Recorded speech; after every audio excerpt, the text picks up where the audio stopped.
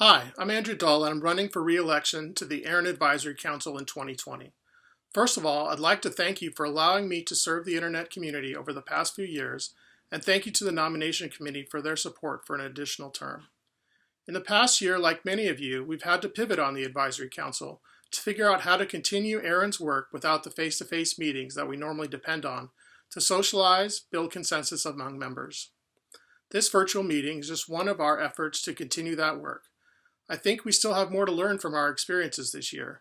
Specifically, I think we can learn how we can incorporate feedback from the community members who are not usually able to attend in-person meetings for any reason.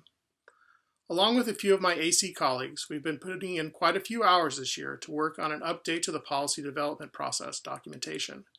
We hope the new document is easier to read and follow.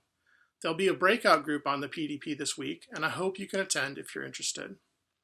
Over the years, I've tried to come up with something interesting and different for these candidate speeches.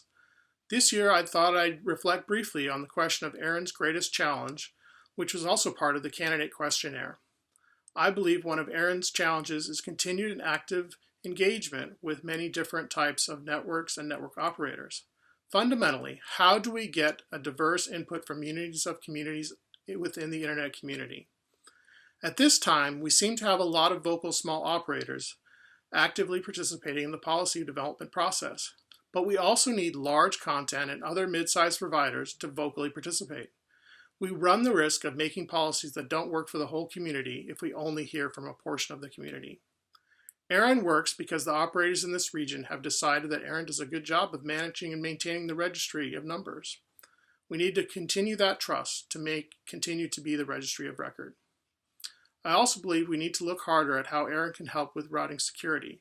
I understand there are risk and legal challenges to being more involved than ARIN is today, but the registry is the fundamental place for certain actions to happen because it is the source of truth for IP registration data. Finally, I'd encourage you to check out all the candidate questionnaires online. If you have any questions, I normally say find me in the hallway, but that just isn't an option this year.